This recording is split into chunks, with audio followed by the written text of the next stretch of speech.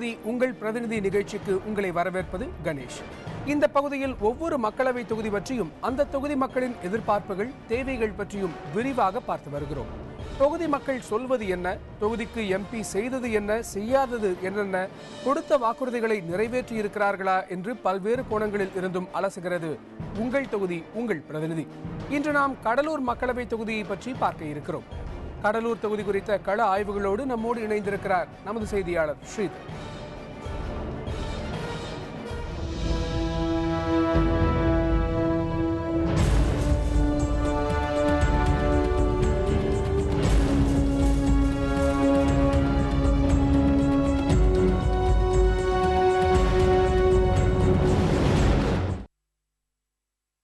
மின் தேவையை பூர்த்தி செய்வதில் முக்கிய பங்கு வகிப்பது நெய்வேலி நிலக்கரை சுரங்கம்.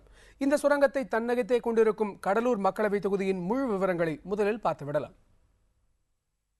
கடலூர் மாவட்டத்தில் 9 சட்டப்பேரவை தொகுதிகளும் கடலூர் மற்றும் சிதம்பரம் என 2 மக்களவை தொகுதிகளும் இருக்கின்றன. இந்த மாவட்டத்தின் மொத்த மக்கள் தொகை 26,880,000. வரும் மக்களவை தேர்தலில் முதல் முறை வாக்களிக்க உள்ளவர்களின் எண்ணிக்கை 87,000. கடலூர், குறிஞ்சிப்பாடி, பன்ருட்டி, நெய்வேலி, விருத்தாச்சலம், திட்டக்குடி ஆகிய 6 சட்டப்பேரவை தொகுதிகளை உள்ளடக்கியதாக இருக்கிறது கடலூர் மக்களவை தொகுதி. மொத்தமுள்ள 12,26,953 வாக்காளர்களில் 6,16,175 பேர் ஆண் வாக்காளர்கள், 6,10,740 பேர் பெண் வாக்காளர்கள், இதர பிரிவினர் 38. கடலூர் மக்களவை தொகுதியை பொறுத்தவரை முக்கிய தொழிலாக விவசாயம் இருக்கிறது. நெல், கரும்பு, முந்திரி, பலா போன்றவை இங்கு சாகுபடி செய்யப்படுகின்றன. இதற்கு அடுத்தபடியாக மீன்பிடி தொழில் இருக்கிறது. 49 மீனவ கிராமங்கள் மீன்பிடி தொழிலை நம்பி உள்ளன. அடுத்து NLC நிறுவனம் மற்றும் சிப்காட் ஆகியவை தொழில் ஆதாரங்களாக இருக்கின்றன. புதுப்பேட்டை, வண்டிப்பாளையம், குறிஞ்சிப்பாடி உள்ளிட்ட இடங்களில் கைத்தறி தொழில் நடக்கிறது. கடலூர் மக்களவை தொகுதிக்கு உட்பட்ட பன்ருட்டியில் அரசு பொறியியல் கல்லூரி 1, அரசு கலை மற்றும் அறிவியல் கல்லூரிகள் 3 இருக்கின்றன. தனியார் கலை மற்றும் அறிவியல் கல்லூரிகள் 5 மற்றும் ஒரு தனியார் பெண்கள் கலை அறிவியல் கல்லூரிகள் இருக்கின்றன. இந்த மக்களவை தொகுதியில் அரசு தொழில்நுட்ப கல்லூரி 1, செராமிக் தொழில்நுட்ப கல்லூரி 1 இருக்கின்றன. இது தவிர 4 தனியார் பாலிடெக்னிக் கல்லூரிகள் செயல்படுகின்றன. கடலூர் மக்களவை தொகுதியில் கடந்த பொது தேர்தல்களில் வெற்றி பெற்றவர்கள் பற்றி பார்ப்போம். 1999 திமுக சார்பில் போட்டியிட்ட ஆதிசங்கர் வெற்றி பெற்றார். 2004 திமுக சார்பில் போட்டியிட்ட வேங்கடபதி வெற்றி பெற்றார். 2009 திமுக தலைமையிலான கூட்டணியில் இடம்பெற்றிருந்த காங்கிரஸ் கட்சியின் வேட்பாளர் KS அழகிரி வெற்றி பெற்றார். 2வது இடம் அதிமுகவிற்கும் 3வது இடம் தேமுதிகவிற்கும் கிடைத்தன.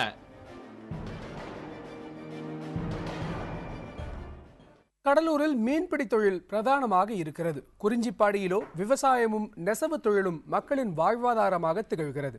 இந்த தொகுதி மக்கள் சொல்வது என்ன என்பதை இப்போது பார்க்கலாம். வங்கக்கடலை ஒட்டியுள்ள கடலூர் துறைமுகம் இயற்கையாக உருவானது. ஆங்கிலேயர் ஆட்சி காலத்தில் ஏற்றுமதி இறக்குமதிக்கு பயன்படுத்தப்பட்டு வந்த இந்த துறைமுகம் தற்போது மீன்பிடி துறைமுகமாக இருக்கிறது. கடந்த 2004ஆம் ஆண்டு ஏற்பட்ட சுனாமியால் துறைமுகத்தின் முகத்துவாரம் மணலால் மூடப்பட்டது. முகத்துவாரம் ஆழப்படுத்தப்படாததால் விபத்துகள் ஏற்படுவது வாடிக்கையாகிவிட்டதாக கூறுகிறார்கள் மீனவர்கள். பெரிய போட்டுங்க, சின்ன சின்ன போட்டுங்களும் இருக்குது.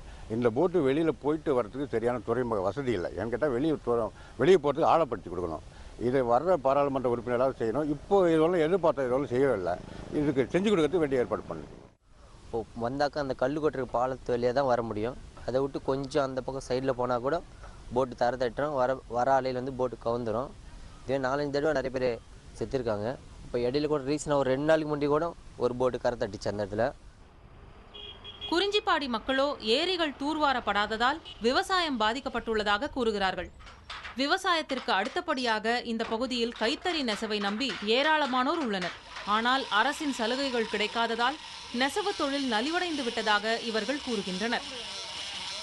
கவர்மெண்ட் நேரடியாக நெசவாளருக்கு கொடுக்கக்கூடிய சலுகை கொடுத்தா நெசவாளர் பயனிடுவாங்க.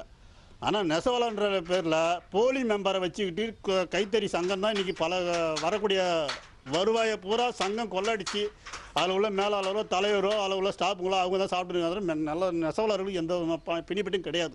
தண்ணி மேட்டூர்லேருந்து வரக்கூடிய தண்ணி பெருமாளை ஏரிக்கு வரது கிடையாது. ஏன்னா அது வந்து வீராணம் தண்ணி வந்து சென்னைக்கு குடிநீர் தண்ணி கொண்டு போகிறதால அந்த தண்ணி வரதில்லை. ஆனால் பிரதான தண்ணி எது வரும்னா நெய்வேலி NLCலேருந்து தான் வரும். ஆனால் இன்றைக்கி பார்த்தீங்கன்னா ஒரு 5,000-6,000 ஹெக்டேரில் பயிரிடப்பட்டுள்ள இந்த ஏரியை நம்பி இருக்கக்கூடிய விவசாயிகளுக்கு இன்னைய வரைக்கும் தூர்வாடுற பணி எதுவும் நடக்கலை. ரசாயன தொழிற்சாலைகளிலிருந்து வெளியேறும் கழிவுகளால் சுற்றுச்சூழல் பாதிப்பு ஏற்படுவதை தடுக்க நடவடிக்கை எடுக்க வேண்டும் என்றும் கோரிக்கை விடுக்கிறார்கள் குறிஞ்சிப்பாடி மக்கள். கடலூர் பகுதி மக்கள் திருப்பாதிப்புலியூரில் ரயில்வே சுரங்கப்பாதை திட்டத்தை முடிக்க வேண்டும் என்று வலியுறுத்துகின்றனர். புதிய தலைமுறைக்காக செய்தியாளர் ஸ்ரீதர். பன்ருட்டி மற்றும் நெய்வேலி சட்டப்பேரவை தொகுதிகளும் கடலூர் மக்களவை தொகுதிக்குள் வருகின்றன. இந்த தொகுதிகளில் இருக்கும் மக்களின் பிரதான கோரிக்கைகள் என்ன என்பதை பார்க்கலாம்.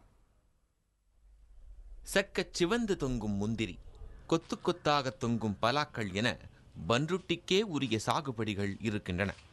ஆனால் தானே புயலுக்கு பிறகு இங்கு நிலைமை தலைகீழாக மாறியிருக்கிறது.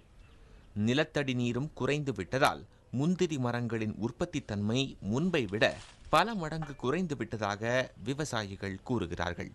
ஏற்றுமதி மையம் மற்றும் முந்திரி பழத்தில் இருந்து குளிர்பானம் தயாரிக்கும் தொழிற்சாலை ஆகியவற்றை அமைத்தால் விவசாயிகளின் வாழ்வு மாற்றம் பெறும் என்கிறார்கள் இப்பகுதி மக்கள்.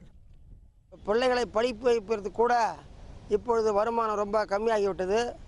ஏனென்றால் இப்பொழுது சமீபத்தில் 2011 அடித்த தானே புயல் எங்கள் பலாமரம், முந்திரி மரம், மாமரம் அனைத்து மரங்களையும் அடித்து சாய்த்து விட்டது. முந்திரிக்கு சாகுபடிக்கு அவ்வளோ செலவு பண்ணிகிட்ருக்கோம். 40,000 கிட்ட ஒரு செலவு பண்ணுறோம். ஆனால் எங்களுக்கு ஊதியம் வந்து அவ்வளோக்கு வரல. இது இடைத்தரகர்களுக்கும் அவங்களுக்கு எக்ஸ்போர்ட்டர்களுக்கும் அவங்களுக்கு தான் சேர்ந்துச்சு. ஒரு சாதாரண முந்திரி வியாபாரிக்கு அந்தளவுக்கு வருமானம் வரல. இது தவிர பன்ருட்டியில் சென்னை கும்பகோணம் தேசிய நெடுஞ்சாலையில் ரயில்வே மேம்பாலம் அமைக்க வேண்டும் என்பது மக்களின் நீண்ட நாள் கோரிக்கையாக இருந்து வருகிறது. NLC நிறுவனத்தில் இளைஞர்களுக்கு நிரந்தர வேலை வாய்ப்பு கிடைக்க நடவடிக்கை எடுக்க வேண்டும் என்று வலியுறுத்துகிறார்கள் நெய்வேலி மக்கள். கடந்த பல ஆண்டுகளாக நாடாளுமன்ற உறுப்பினர்கள் NLC நிறுவனம் மத்திய அரசின் பொதுத்துறை நிறுவனமாக இருந்தும் நாடாளுமன்றத்தில் குரல் கொடுக்கக்கூடிய வாய்ப்பு இருந்தும் இந்த தொழிலாளர் பிரச்சனை குறித்து இன்று வரை குரல் கொடுக்கவில்லை. சட்டம் இருந்தும் நீதிமன்ற உத்தரவுகள் இருந்தும் ஒப்பந்தங்கள் இருந்தும் ஒப்பந்த தொழிலாளர்களை நிரந்தரப்படுத்துவதற்கு வழி இல்லை. நெய்வேலி நிறுவனம் விரிவடைகின்ற பொழுது ஜாப்லெஸ் குரோத் என்று சொல்லக்கூடிய வகையில் வேலைவாய்ப்பற்ற வளர்ச்சி என்பதுதான் நெய்வேலி நிறுவனத்தை பொறுத்த வரைக்கும் அமலாகுது. ஆகவே நெய்வேலி நிலக்கரி நிறுவனத்தில் இங்கே படித்திருக்கக்கூடிய ITI படித்தவர்கள், டிப்ளமா படித்தவங்க, BE படித்தவங்க, இப்படிப்பட்ட படித்த இளைஞர்களுக்கு இந்த மாவட்டத்தில் இந்த தொகுதியில் இருக்கக்கூடிய இளைஞர்களுக்கு நிரந்தர வேலைவாய்ப்புக்காக நாடாளுமன்ற உறுப்பினர் நிச்சயமாக பாடுபடணும். சுரங்க விரிவாக்க பணிகளுக்காக அப்புறப்படுத்தப்பட்ட கிராம மக்களுக்கு உரிய நிவாரணம் வழங்குவதோடு அனைத்து வசதிகளுடன் கூடிய மாற்று குடியிருப்புகளை மத்திய அரசிடம் கேட்டு பெற வேண்டும் என்று வரப்போகும் எம்பிக்கு கோரிக்கை விடுக்கிறார்கள் நெய்வேலி மக்கள். புதிய தலைமுறைக்காக செய்தியாளர் ஸ்ரீதர். கடலூர் மக்களவை தொகுதியில் இருக்கும் விருதாச்சலத்தில் முக்கிய தொழில் வளங்களாக விவசாயமும் செராமிக் தொழிலும் இருக்கின்றன. திட்டக்குடியை பொறுத்தவரையில் விவசாயமே பிரதானமாக இருக்கிறது. அந்த பகுதி மக்களின் முன்வைக்கும் அம்சங்கள் என்னென்ன என்பதை பார்க்கலாம். கடலூர் மக்களவை தொகுதிக்கு உட்பட்ட விருதாச்சலத்தில் கரும்பு, நெல், முந்திரி உற்பத்தி என விவசாயத்திற்கு அடுத்தபடியாக இருப்பது செராமிக் தொழில். செராமிக்கில் அகல் விளக்கு, மின் உபகரணங்கள், பொம்மைகள் போன்றவை தயாரிக்கப்பட்டு வந்த நிலையில் தற்போது இந்த தொழில் மிகவும் நலிவடைந்துள்ளது. தொழிற்பேட்டையில் அடிப்படை வசதிகள் கூட இல்லை என்று கூறும் இப்பகுதி மக்கள் காலியாக உள்ள இடத்தை தொழிலாளர்களுக்கு அரசு வழங்க வேண்டும் என கோரிக்கை விடுக்கிறார்கள்.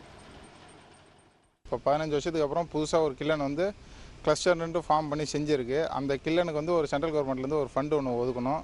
அந்த கில்லனில் கொஞ்சம் ப்ராப்ளம் இருக்குது. அந்த கில்லன் இது வரைக்கும் நடைமுறையில் இல்லை. ட்ரையல் பார்த்து ஸ்டாப் ஆகிருக்கு. இன்றைக்கி வந்துடும், நாளைக்கு வந்துடும்ன்றாங்க. இது வரைக்கும் வரலைங்க. இருக்கிற ஒவ்வொரு சர்வீஸும் வந்து கட் ஆகிட்டே போயிடுச்சு. முதல்ல ரா மெட்டீரியலும் இங்கே வந்து ஃபயரிங்கும் ஃபெசிலிட்டிஸும் வச்சுருந்தாங்க. இப்போ ரா மெட்டீரியலும் நிறுத்திட்டாங்க. செராமிக்கோடைய அந்த கில்லன் ஃபெசிலிட்டிஸ் சர்வீஸும் வந்து குறைச்சிட்டாங்க. அதனால் இப்போ அவங்களுக்கு என்ன இப்போ மார்க்கெட்டில் என்ன தொழில் இருக்கோ அதை அப்படியே செஞ்சிட்ருக்காங்க. திட்டக்குடி பகுதி மக்களோ நிர்வாக ரீதியாக தாங்கள் புறக்கணிக்கப்படுவதாக கூறுகிறார்கள். வெல்லிங்டன் ஏரி தூர்வாரப்படாமல் இருப்பதால் கோடையில் குடிநீர் பஞ்சம் ஏற்படுவதாக கூறும் இவர்கள் மருத்துவம், சாலை உள்ளிட்ட எந்தவித அடிப்படை வசதிகளையும் மக்கள் பிரதிநிதிகள் செய்து தரவில்லை என குற்றம் சாட்டுகிறார்கள். திட்டக்குடியிலிருந்து 100 கிலோமீட்டர் டிஸ்டன்ஸு. அதுவும் இந்த திட்டக்குடி வட்டத்தில் கடைசி பகுதி லட்சுமணாபுரம். அந்த லட்சுமணாபுரத்துலேருந்து கடலூர் போகணும்னா 140 கிலோமீட்டர் இருக்குங்க. அதனால் மக்கள் எல்லாரும் விரும்புகிறது வந்து திட்டக்குடி வட்டத்தை பெரம்பலூர் மாவட்டத்தில் இணைக்கணும். பெரம்பலூர் மாவட்டத்தை அதாவது திட்டக்குடியை அதனுடைய மாவட்ட தலைநகராக பெரம்பலூரை அறிவிக்கணும்னு ரொம்ப நீண்ட நாளாக மக்கள் போராடிட்டு இருக்காங்க.